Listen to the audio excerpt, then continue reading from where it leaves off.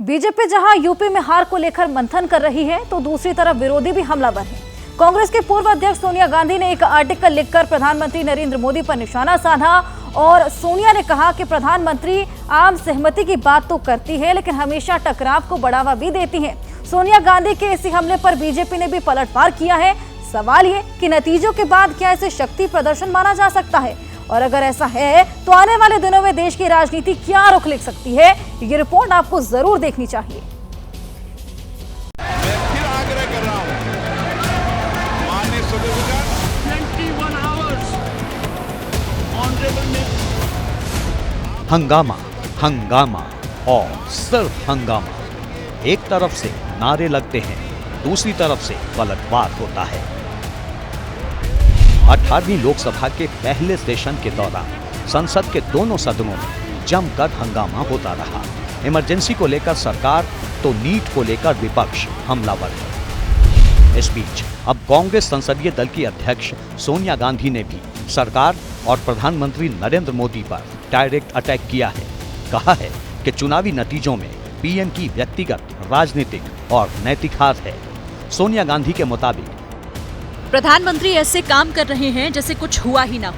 वो आम सहमति का पाठ पढ़ाते हैं, लेकिन टकराव को महत्व देते रहते हैं। इस बात का जरा भी सबूत नहीं है कि उन्होंने चुनावी नतीजों को स्वीकार किया है या जनादेश को समझा है और लाखों मतदाताओं की ओर से उन्हें दिए गए संदेश पर विचार किया है।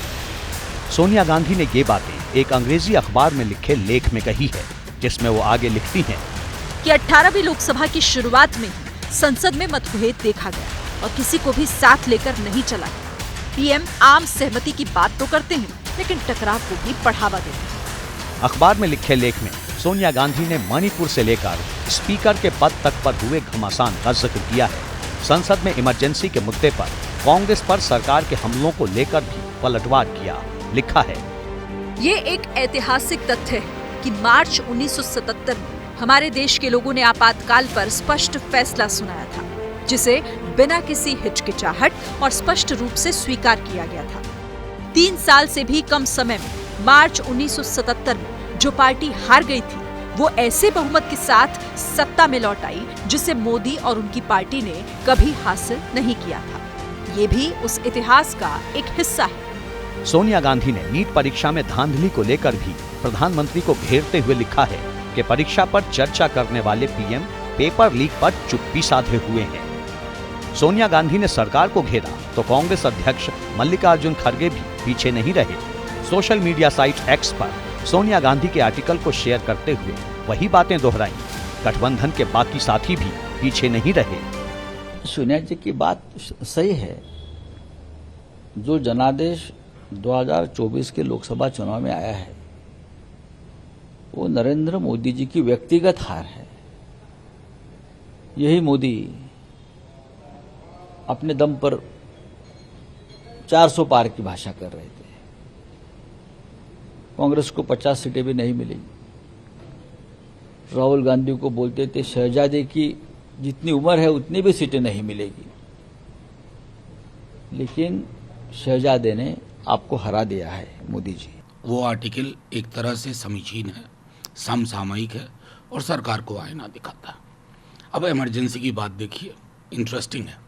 मैं तो हमेशा मानता हूं कि इंदिरा जी के एडवाइजर्स अच्छे नहीं थे। अगर मोदी जी, अमित शाह जी जैसे एडवाइजर होते तो 352 आर्टिकल की जरूरत ही नहीं थी। 3, 2, 5 मिल करके पूरे देश में इमरजेंसी वाले हालात कर देते। आर्टिकल के जरिए सोनिया गांधी ने प्रधानमंत्री नरेंद्र मोदी पर सीधा प्रहार किया, तो बीजेपी भी पलटवार करने में कहां पीछे रहने वाली थी। कांग्रेस सारी मर्यादा तोड़ रही है। सत्ता में रहना नहीं आता, विपक्ष का भी रोल अदा करना नहीं आता। देखिए, श्रीमती सोनिया गांधी चला चली के बेला में अब झमेला वो खड़ा करना चाहती हैं, हम लोग नहीं बोलना चाहते हैं। प्रधानमंत्री को देश के 140 करोड़ जनता ने फिर से जनादेश दिया है। जो 3 अंक भी नहीं पार कर सके उनको जनादेश मिल गया।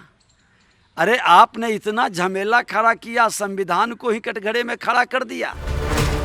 वैसे ये पहली बार नहीं है जब सोनिया गांधी ने प्रधानमंत्री नरेंद्र मोदी पर सीधा हमला बोला है, लेकिन इस बार चुनाव में बेहतर प्रदर्शन के बाद से ही विपक्ष के हौसले बुलंद हैं। यही वजह है कि सड़क से संसद तक राजनीति जबरदस्त तरीके से गरमाई हुई है। जाहिर है आने वाले वक्त में वार पलटवार का ये सिलसिला और तेज होना तय है। जैसे ही घड़ी का काटा दोपहर 2:30 पे आए, बबीता जी का दिल सास बहू साजिश के लिए मचल जाए। और ये है इनकी बहू, पूरे दिन ऑफिस की टेंशन हो जाए गॉन जब ये करें अपना फेवरेट शो फ्री टाइम पे ऑन। इनकी तरह आप भी देखिए अपना फेवरेट शो अपने टाइम पर और डाउनलोड कीजिए एबीपी लाइव ऐप अपने स्मार्ट टीवी पर।